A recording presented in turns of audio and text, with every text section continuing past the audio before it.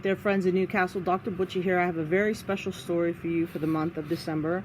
It has a great deal of meaning for me because I studied for a long time in school how to help kids learn and adults learn how to read. And this is a story by David McPhail about a little boy who has trouble learning to read and how he came about practicing and learning how to read. It's called Santa's Book of Names. Edward was good at numbers. He could count all the way to 50. He could recite the alphabet and knew the names of most of the dinosaurs, but when he opened a book and tried to read it, he just couldn't. Edward's teacher was concerned. She sent a note to Edward's mother and father, urging that he be tested to find out what the problem was. "No tests," Edward's mother wrote back. "Patience." At bedtime on Christmas Eve, Edward's father read aloud Edward's favorite Christmas story. In the story, Santa Claus delivers presents to boys and girls around the world. Well, how does Santa Claus remember the names of all the boys and girls he gives presents to? Edward asked when his father had finished. And where they live, and what toys to bring them. "He must have a good memory," said Edward's father. "Or maybe he has it all written down in a book," said Edward's mother as she came in to say goodnight.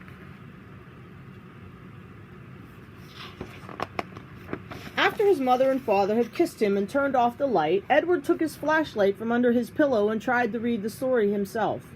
He wanted more than anything to be able to read, and he almost could. Almost, but not quite. Just as he turned the last page, Edward heard a noise. He sat up and listened. Yes, there it was again. Edward slid out of bed and tiptoed downstairs. When he peeked into the living room, he saw that his stocking was filled and that there were presents under the tree. Santa had come and gone, and Edward had missed him. Then Edward noticed something else. Something lying on the floor right in front of the fireplace. It was a book. He bent down and picked it up. The book was thick and heavy and probably very old, for the cover was worn and the pages were tattered. Santa must have dropped it, Edward suddenly realized. He ran to the front door, threw it open, stepped outside. Just as he did, a long shadow passed over him and glided across the fresh moonlit snow.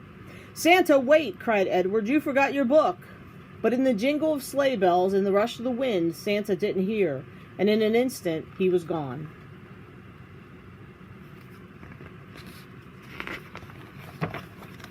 How far could Santa get without his book, Edward wondered. And when Santa realized the book was missing, how would he know where to find it? Then Edward had an idea. He hurried back into the house, quickly put on his boots, mittens, coat, and hat. He knew what letter the word book started with, so he tromped out a huge letter B in the snow. Would Santa see it? And even if he did, would he know what it meant? Then Edward heard the sound of sleigh bells growing closer. He looked up. High overhead, Santa's sleigh appeared. It circled once, then went into a steep dive, gliding to a stop right beside Edward.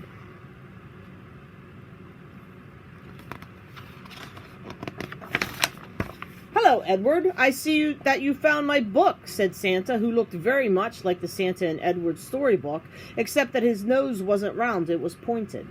"The book contains the names and addresses of all the children in the world," Santa explained. "Most of them I know by heart, but I can't always remember which present to leave. That's why I need my book." Edward held the book out to Santa. "Thank you, Edward," said Santa, and he gently patted Edward's shoulder. "It would be a big help if you would come along and read it to me when I forget something." Ride with Santa in his sleigh? Edward couldn't believe his ears. He stared down at the glistening snow. I can't help you, Santa," he stammered. "I can't read."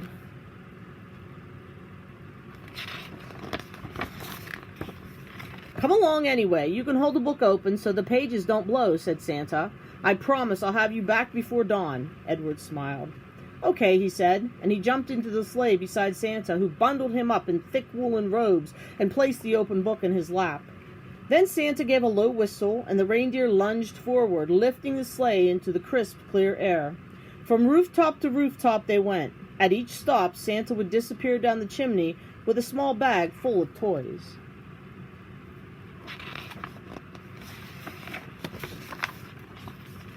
Presently they came to a great city. Skyscrapers, dark and silent, loomed around and above them, as Santa made his way from one apartment house to the next. 1,000,000 children must live in this city, thought Edward, and Santa delivers toys to every one of them. How did he do it? Edward couldn't say. Does time slow down, he wondered, or even stop on Christmas Eve while Santa goes about his work?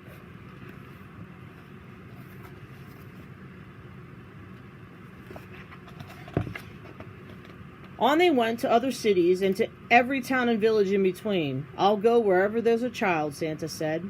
All this time, Edward had been holding the book and turning the pages so that Santa, his glasses balanced on the end of his nose, could glance over and read what was written beside each name. He read aloud, Pablo Lopez paint set and Lucy Wells baseball mitt, as Edward followed along.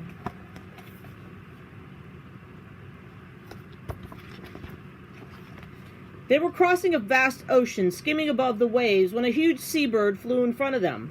As they went past the bird, the tip of its wing brushed Santa's glasses and sent them spinning. Down, down the glasses fell, until with a faint splash they entered the dark sea and disappeared.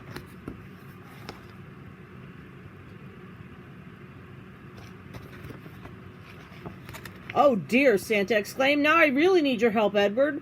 Do you think you can read the words to me?" Edward knew Santa was counting on him. "I'll try," he said. "Good," said Santa. "I was up to the 17th name on that page, Ben Hill." Edward counted down the page to number 7. Oh, the 7th name on that page. Edward counted down the page to number 7. Beside the name was a word that looked familiar to him. Ba, Edward began. "That's right," Santa said. "Just sound it out." Said a book. "A book it is, then," declared Santa as he landed the sleigh and stepped out. "What's next, Edward?" Santa asked upon his return. Edward looked up at Santa. Doll," he said proudly. After that, Edward continued to read the words to Santa. And while Santa was delivering one present, Edward was getting another one ready to go.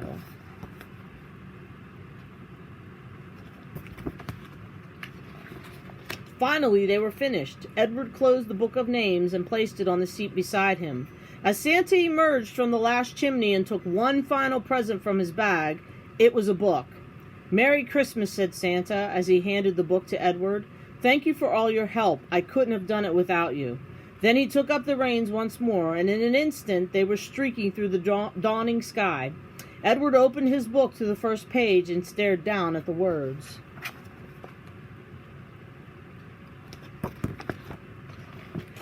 He must have fallen asleep on the way home, because the next thing he knew, his mother was gently shaking him and softly calling his name.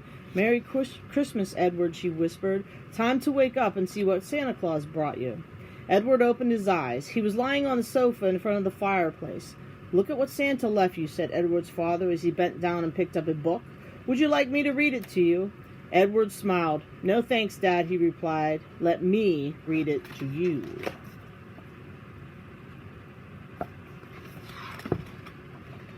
And he did. So what a wonderful story about Edward, who was very unsure of himself, and then all of a sudden he took an adventure. He was forced to read words, and he did. And he actually saved Christmas, and he actually read a story to his parents. So it's a very good message, and it's a story that's dear to me. So I hope you enjoyed it. Happy holidays, and hope to see you soon. Be safe.